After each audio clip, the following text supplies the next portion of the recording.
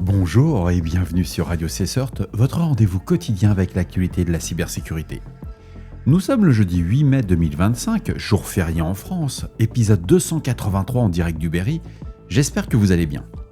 Je suis Marc-Frédéric Gomez et au programme de cette édition, bien entendu de nouvelles vulnérabilités ajoutées par la CISA au catalogue Kev, Tenable Security Center vulnérable à l'exécution de code à distance, MariaDB multiples vulnérabilités critiques, Google Chrome, un correctif en urgence pour la CVE 2025-4372, South Africa Airways, victime d'une cyberattaque, Cisco iOS XE et XR, vulnérabilité critique dans la CVE 2025-20154. Des appareils Cisco peuvent être redémarrés à distance via des paquets TWAMP malveillants. Fuite massive chez Logbit, 4442 négociations exposées. Le groupe a été piraté, révélant ses bases de données internes, adresses Bitcoin et configurations d'attaque. ClickFix, une nouvelle arme des APT russes, nord-coréennes et iraniennes. L'outil de type faux pop-up pousse les victimes à exécuter elles-mêmes des commandes malveillantes. Bien entendu, vous retrouverez toutes les sources utilisées en description de cet épisode sur le site de radiocessort.org. La CISA a ajouté 2 nouvelles vulnérabilités à son catalogue des vulnérabilités exploitées. La première, référencée sous la CVE 2024-6047, concerne une vulnérabilité d'injection de commandes système sur des dispositifs GeoVision. La seconde, la CVE 2024-11120, affecte également des dispositifs GeoVision par une injection de commandes système. La CISA indique que ces vulnérabilités sont activement exploitées. Ce type de faille constitue un vecteur d'attaque fréquent pour des acteurs malveillants et représente un risque important pour les systèmes fédéraux ainsi que toutes les entreprises critiques. Je me pose une question, chères auditrices et chers auditeurs. Pourquoi la NSSI ne proposerait pas l'équivalent d'un KEV ? Il serait souhaitable, à l'heure où on voit le mot souveraineté, que la France soit présente et non fasse des bulletins d'alerte 24 heures après les Américains. Quelque part, c'est quand même un peu gênant. Plus de 30 000 Australiens ont vu leur information bancaire compromise, selon la société de cybersécurité Devuln. Les données concernent des clients de grandes banques, dont Commonwealth Bank, NAB, ANZ et Westpac. Les informations n'ont pas été extraites des systèmes bancaires, mais volées directement depuis les appareils des clients infectés par des malwares de type infostealer. Devuln indique que les données découvertes ne représentaient qu'une fraction de l'ensemble. 10 000, on parle bien de 10 000 identifiants issus d'une seule banque ont été trouvés dans des journaux d'infostealers, à côté de 5 000 pour une autre banque et 4 000 pour une troisième banque. Le rapport précise que l'infection des terminaux utilisateurs est à l'origine de la compromission sans accès aux infrastructures bancaires. L'infostealer est décrit comme une menace omniprésente et largement sous-déclarée dans le secteur financier australien. L'association bancaire australienne, par la voix de sa PDG Anna Bling, confirme qu'il ne s'agit pas d'une faille dans les systèmes des banques, mais d'un accès illégal via des terminaux de personnel. En un mot, ils ont fait un peu une attaque, comme on l'a dit, on va attaquer le fournisseur plutôt que d'attaquer la structure finale. Ça marche assez bien, ils ont récupéré les infos. Les banques australiennes poursuivent leur investissement dans des systèmes de sécurité avancés pour détecter les identifiants compromis sur les sources ouvertes et sur le dark web. South Africa Airways a déclaré avoir subi une cyberattaque samedi ayant temporairement perturbé son site web, son application mobile ainsi que plusieurs systèmes opérationnels internes. L'équipe informatique a contenu l'incident dans la journée, permettant de minimiser l'impact sur les opérations de vol et de maintenir les services essentiels à la clientèle, dont les centres d'appel et bureaux de vente. Les systèmes affectés ont été rétablis dans la même journée. Le directeur général, John Lamola, a précisé qu'une enquête est en cours pour identifier la cause de l'attaque et évaluer une éventuelle fuite de données sensibles. L'entreprise a signalé l'incident à l'Agence de sécurité d'État, à la police sud-africaine et au régulateur de la protection des données à titre préventif. Aucun groupe de pirates n'a revendiqué l'attaque à ce stade. La compagnie aérienne prévoit de notifier les personnes potentiellement concernées par un vol de données. Il faut savoir que l'Afrique du Sud fait actuellement face à une série d'attaques informatiques visant ses institutions publiques et depuis 2023, des cybercriminels ont ciblé la présidence, le ministère de la Défense, une banque publique, le fonds de retraite des fonctionnaires, un laboratoire national ainsi que des entités majeures de l'énergie, des télécommunications et de l'agroalimentaire. En réponse à toutes ces attaques, une loi entrée en vigueur en avril oblige désormais toutes les organisations sud-africaines à signaler les cyberattaques au régulateur de la protection des données personnelles. Cisco a publié un avis de sécurité concernant une vulnérabilité critique affectant les systèmes iOS, iOS XE et iOS XR. Référencé sous la CVE 2025-20154, Cette faille permet à un attaquant non identifié de provoquer un redémarrage à distance des équipements entraînant une condition de déni de service. Le défaut provient d'un traitement incorrect des paquets de contrôle TWAMP, le protocole de mesure active bidirectionnel. Sur iOS et iOS XE, l'exploitation entraîne un redémarrage complet du système.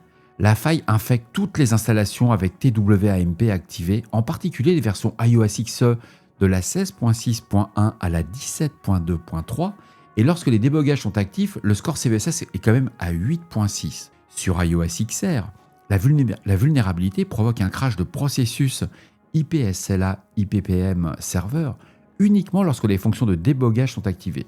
Le score CVSS, dans ces cas, il est basé que sur 3.7, aucun contournement n'est disponible.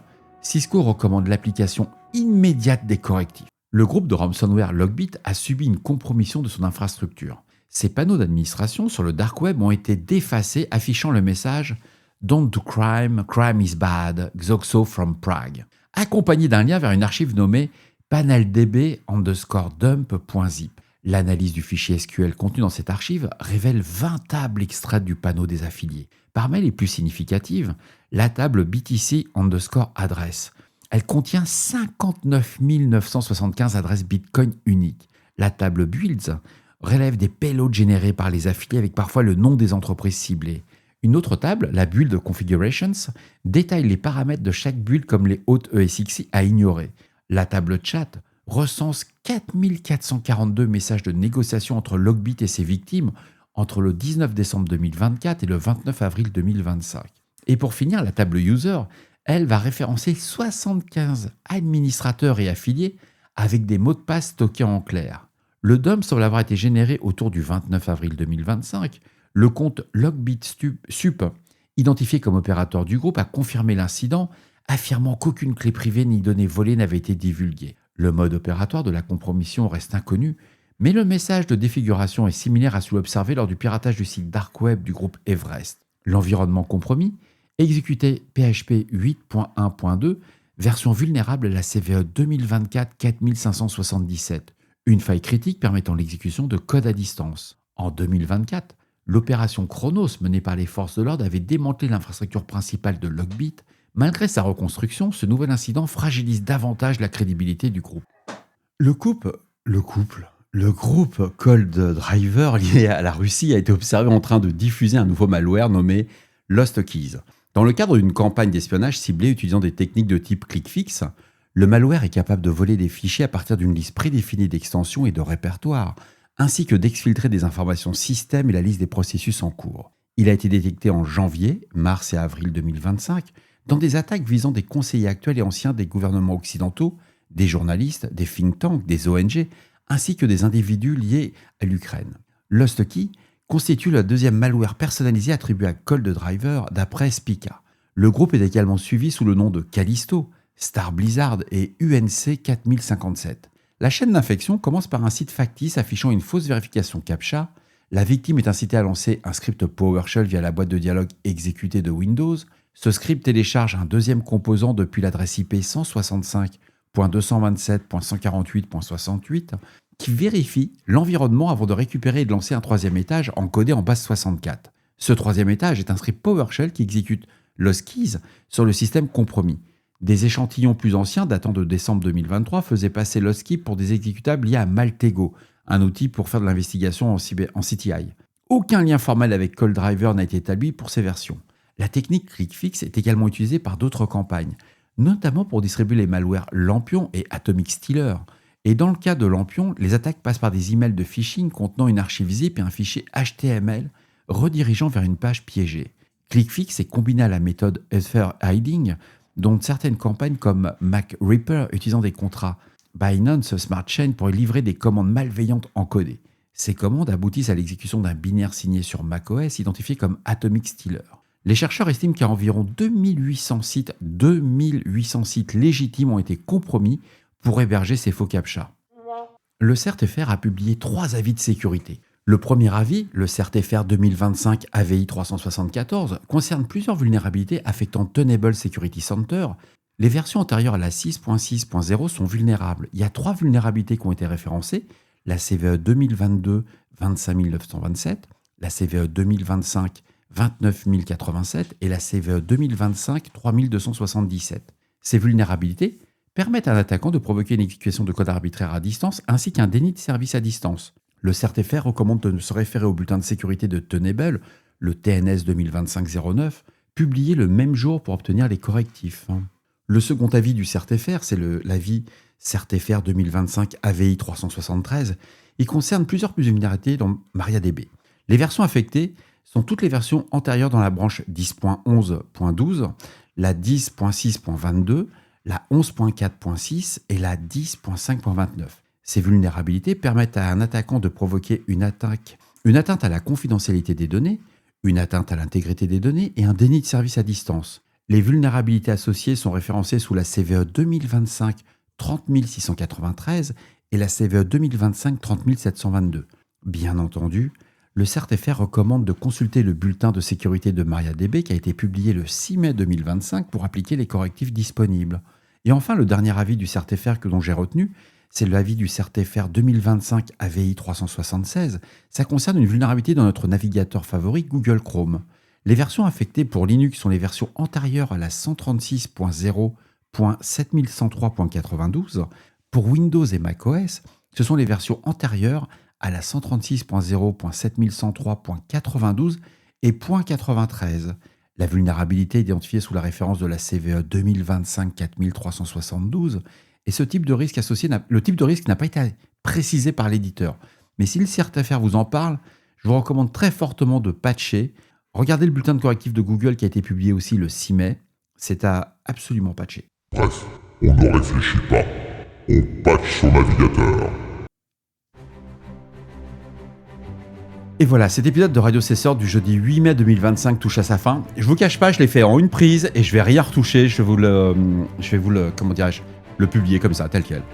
J'espère qu'il vous apportera des informations claires et utiles. N'oubliez pas, si vous avez des retours ou des sujets que vous aimeriez voir traités, faites-le moi savoir. Laissez-moi un message sur le répondeur de Radio Cesseur au 07 68 72 20 09 ou envoyez-moi un email à radiocesseur@gmail.com. Merci beaucoup à Charline, elle se reconnaîtra. Ça m'a fait très plaisir ta participation à la cagnotte Litchi. C'est le fameux, si vous voulez soutenir le passage de Radio Cesseur au format vidéo, la cagnotte est ouverte sur Litchi. Le lien est en description, ça me fait super plaisir. On y arrive. On est presque à 3300 € sur 5000. Ouais, on y est, j'y crois. D'ici là, restez vigilants, surveillez vos systèmes et surtout, on ne réfléchit pas, on patch. On se retrouve demain pour un nouvel épisode. Prenez soin de vous, à très bientôt sur Radio Cesseur. Demain, je fais du bûcheronnage. J'ai enfin reçu mes chaînes pour ma tronçonneuse et je dois faire un peu je dois abattre quelques arbres, j'ai pas le choix. Les voisins on en marre d'être complètement envahis, donc il faut que je le fasse. Je vais peut-être enregistrer avant parce que je pense qu'après je serai raide flingué. Mais tout dépendra de l'actualité.